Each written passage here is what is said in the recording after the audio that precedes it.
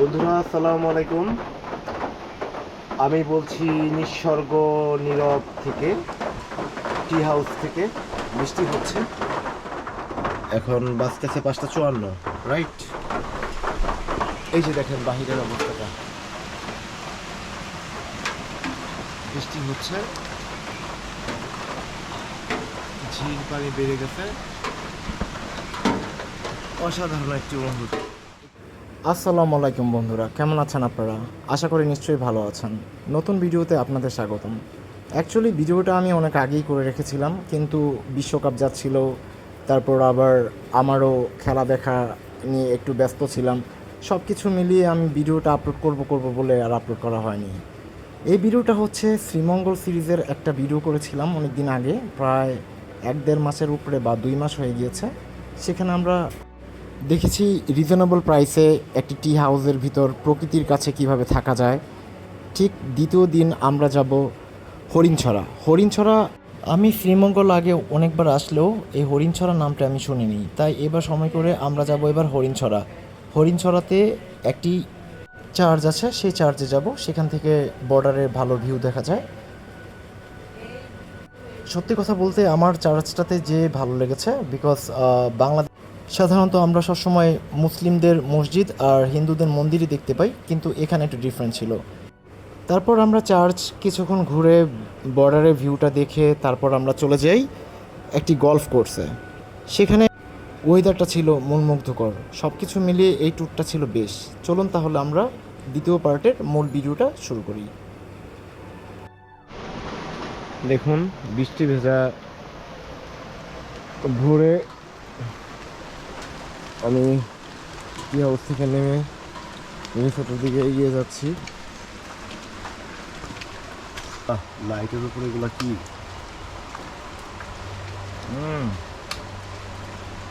পোকা।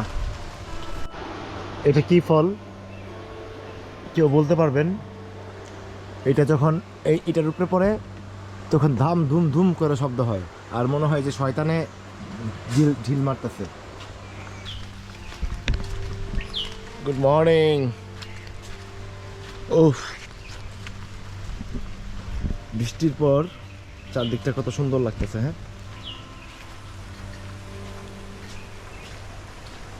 ডে টু লাইট। There's a dog. Get along, little doggy. সব ঘুম। ট্যুরে এসে ঘুমাইলে লাভ আছে? উঠা যাইতে হবে সকাল সকাল।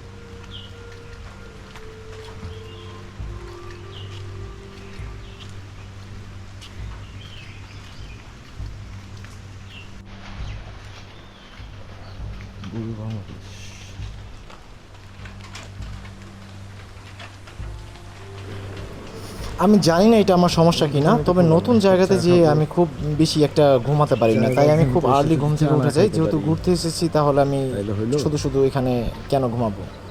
যাই হোক, আশেপাশে একটু সাইড ভিউইং করলাম, বেশ ভালো লাগলো। আর নিঃসর্গ নীরবে আমার যেহেতু কমপ্লিমেন্টারি ব্রেকফাস্ট ছিল, তাই ব্রেকফাস্টটা আমি নিঃসর্গ নীরবে করেছিলাম। সেটা টাইমটা ছিল 8:30 থেকে 10:30 ভেতর। হ্যালো, এখন আমরা যাচ্ছি হরিণছড়া থেকে গলফ মাঠ, ওইখান থেকে গির্জা, তারপর যাব রশিদপুর। মামা, আপনার নাম কি? আমার নাম মোহাম্মদ আমিন মিয়া। মোহাম্মদ আমিন মিয়া। আপনার বাড়ি শ্রীমঙ্গল? আচ্ছা, ঠিক আছে, রওনা হচ্ছে।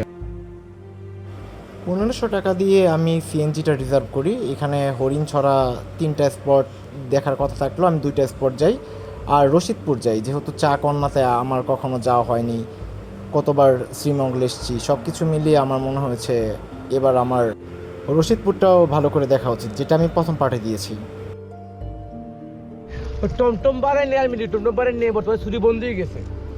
বর্তমানে শ্রীমঙ্গল ছুরি নাই, মানে টমটম সিএনজি মানে শ্রীমঙ্গল যদি গাছ না থাকতো তাহলে আমরা গাছ সাথে আদারটারে জোর তাই আমরাই কইতে কেমনে আইতাম? আমরা কেমনে খাইতাম? না, আমরাই কেমনে আইতাম এই জায়গাতে? টমটম আর ইয়া না থাকলে আমরাই কেমনে আইতাম? এটাই তো, আমরাই কেন আইতাম? আমরাও কেন আইতাম?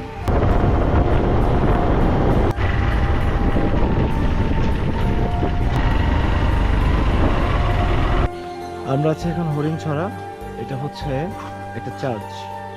নাম লেখা আছে পবিত্র জপমালা রানী মা মারিয়ার তীর্থস্থান। মারিয়া হচ্ছে আমাদের মুসলিম ধর্মের মরিয়ম। জিসাস ক্রাইস্ট যিনি, উনি হচ্ছেন ঈসা আলাইহিস সালাম, ওনার মায়ের নাম হচ্ছে মরিয়ম। এটা খ্রিস্টান ভাষায় বা বাইবেলিক ওয়ার্ডে মারিয়া বলা হয়। যান যান। অ্যাকচুয়ালি ধর্ম নিয়ে বাড়াবাড়ি করা এটা আমার কাছে কোনো ইয়ে না। আমি এখানে আসছি ঘোরার জন্য, আমি ঘুরে দেবো, অন্য কোনো ইয়ে নেই। আদাব দাদা, ভালো আছেন?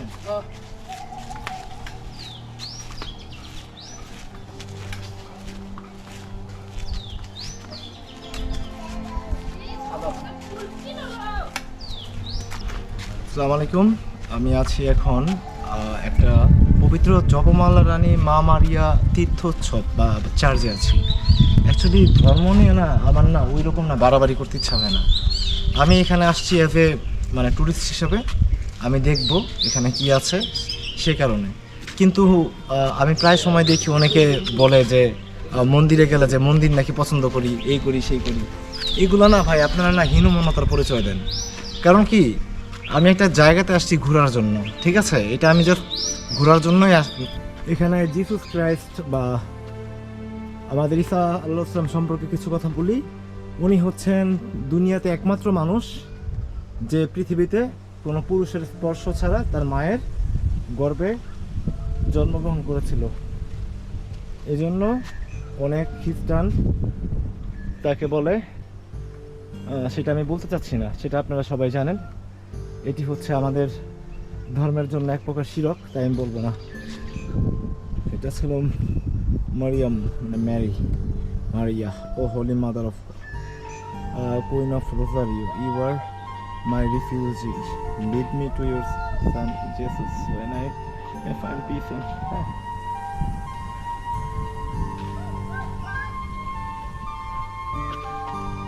তো অনেক বড় ইয়া নিয়ে তো বানাইছে দেখা যায় না মামা? এটা হচ্ছে জিসাস ক্রাইস্টকে যখন ক্রুসিফাই করা হয়েছিল রোমান এম্পায়ারে। দ্য ফাকিং জিউস, সব জায়গাতে জিউসরা ঝামেলা করছে।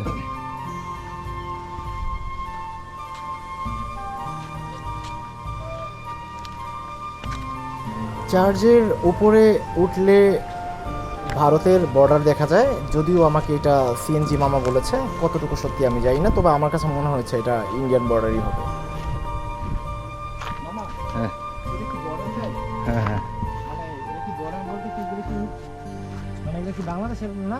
হ্যাঁ, এগুলো বাংলাদেশের বর্ডার এরপরে এরপরে এরপরে আচ্ছা, ওই প্লেসগুলোর নাম কি? এগুলো হলো আপনার হরিণছড়া বর্ডার। হরিণছড়া বর্ডারের পরেই হচ্ছে হ্যাঁ, ইন্ডিয়া। দেখা যাচ্ছে না? দেখা যাবে না। এটা 25শে ডিসেম্বর, ওই দিন ছিল কি ব্ল্যাক ফ্রাইডে না কি একটা ছিল, জিসাস ক্রাইস্টকে এভাবে করে ক্রুসিফাই করা হয়েছিল। অনেকে বলছিল mercy mercy mercy on him, but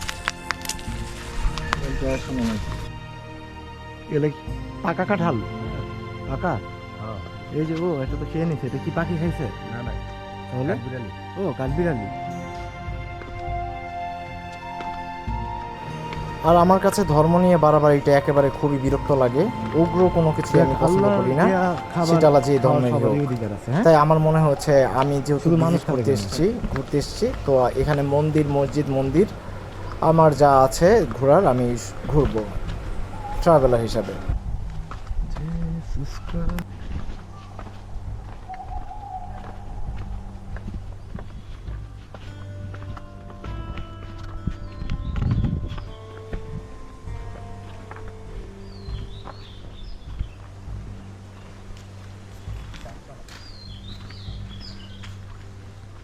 এইখানে হচ্ছে আপনার এই খাসিয়া যারা, তারা খ্রিস্টান, মানে এরা খ্রিস্টান, মানে এটা কি খ্রিস্টান পাড়াইতো না? এই সামনে যেটা নিরালাপুঞ্জির কথা বললেন, ওইটাও খ্রিস্টান পাড়া না? আদাব দাদা, চলে যাচ্ছি, ধন্যবাদ।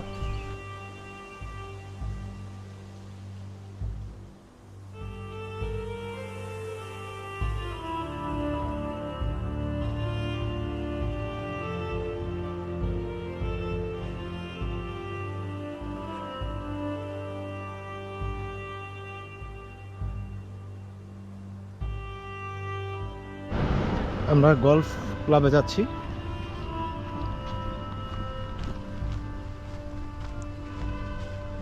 তারপর দেখতে দেখতে আমরা চলে আসলাম গলফ গার্ডেনে বা গলফ কোর্সে। কিন্তু গলফ কোর্সের ভিতরে বাংলাদেশের যে যা হয় আর কি, গরু চড়াচ্ছে, বাট গলফের কোনো সরঞ্জাম পাচ্ছিলাম না। তবে এখানকার ওয়েদারটা, যদিও শ্রীমঙ্গলের ওয়েদারটা সবসময় ভালো, বাট এইখানকার ওয়েদারটা আরও স্পেশাল ছিল। একটু আকাশটা মেঘলা মেঘলা ছিল, তার মাঝে ঠান্ডা বাতাস, সব কিছু মিলিয়ে চরম একটা অনুভূতি ছিল, বেশ অনুভব করার মতো এবং ফিল করার মতো।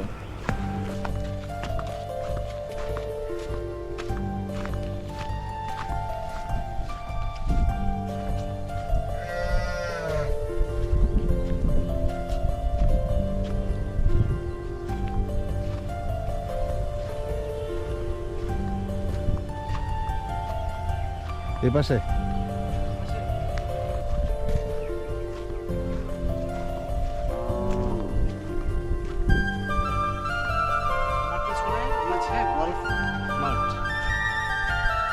এটাই তো গলফের মাঠ না? কিন্তু আমাদের বাংলাদেশে এই কোনটা? পুরোটাই পুরোটাই পুরোটাই পুরোটাই। কিন্তু সমস্যা হচ্ছে আমাদের বাংলাদেশে একমাত্র পসিবল যে গলফের মাঠে কিভাবে করে গরু চড়ানো হচ্ছে। আমি এখানে যেখানে বসে আছি, আমার চারপাশে যে গলফের কোর্ট দেখা যাচ্ছে, মাঠ বা কোর্ট, এটা পুরোটাই হচ্ছে ফিনলে কোম্পানির নিজস্ব প্রপার্টি, দেয়ার ওন প্রপার্টিস। ওই যে ভেড়ার পাল, এটা কি ভেড়া না মামা? আবার এই পাশে গরু। মানে একমাত্র আমাদের বাংলাদেশই সম্ভব যে গলফের মাঠে গরু চড়ায়, ভেড়া চড়ায়, সবই চড়ানো হয়। কি সুন্দর একটা বাতাস, মনোমুগ্ধকর। তারা কাজের উদ্দেশ্যে যাচ্ছে, চা শ্রমিকরা, যাদের জন্য আমরা বিলাসী চা খেতে পারি।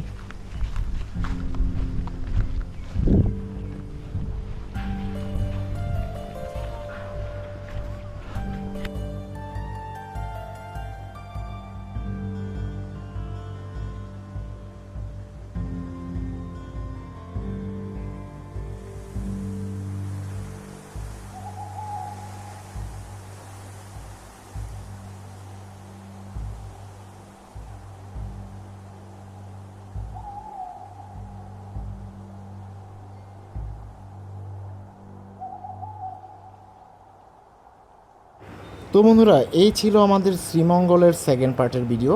বিশ্বকাপ দেখে আমার অনেক দিন কোথাও যাওয়া হয়নি, তো আশা করি আবার খুব শীঘ্রই আমি নতুন প্রজেক্টে হাত দিব।